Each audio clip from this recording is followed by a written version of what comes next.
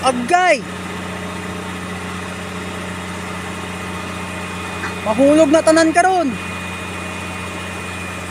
Kaya yan na guys. Hindi kasi spinning na. Dire singkula dire sa ba? Dire gikan. Hinahinay. Hinahinay lang. Padlagan ng bakit hinahinay. Hirap pa naman pag maano yan lahat guys. Nakawala na sa nakawala na sa sprocket kasi yan. Tsungkil-tsungkila gamay.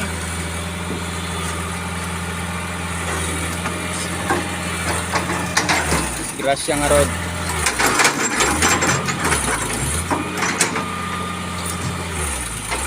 Hindi pa kasi na ano yan, mas ano kasi yan, mas mahirap ayan. Mas mahirap yan kasi kailangan yan anong tawag dito?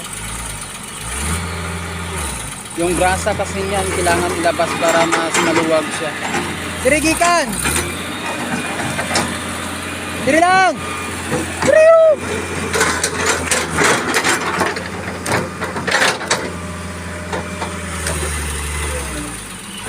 Sige, nahinay, pasaka.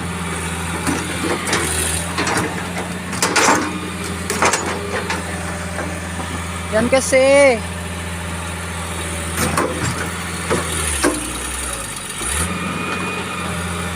Ano lang kasi, anong tawag dito guys? Trabaho lang ng trabaho, hindi tinitingnan kung ano lang sitwasyon ng weld chain.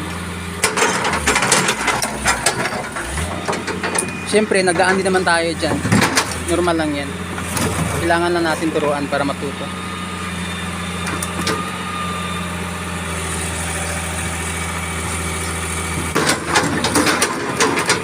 Paano kasi yan guys, ang tawag dito, kailangan mo mga with feeling siya pag ano.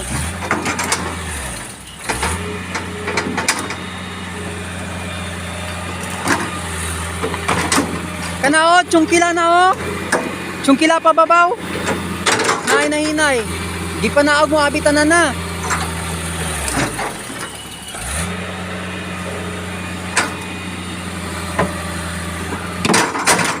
Taro nga kay basi mabali.